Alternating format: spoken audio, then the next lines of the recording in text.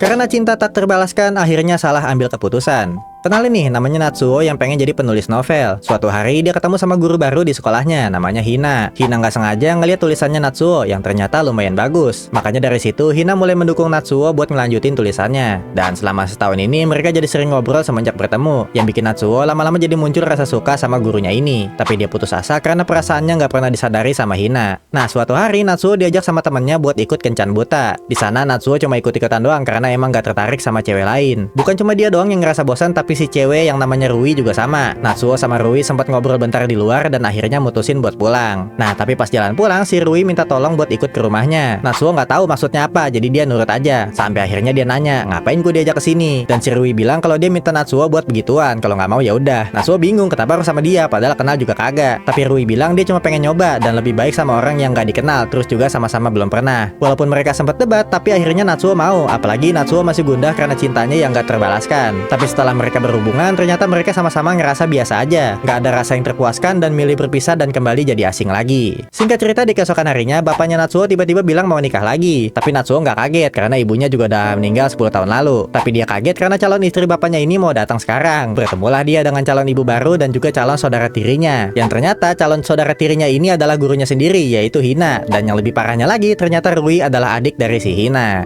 Judul animenya Domestic Nakanojo dengan genre drama, romance, love polygon, school, dan shounen.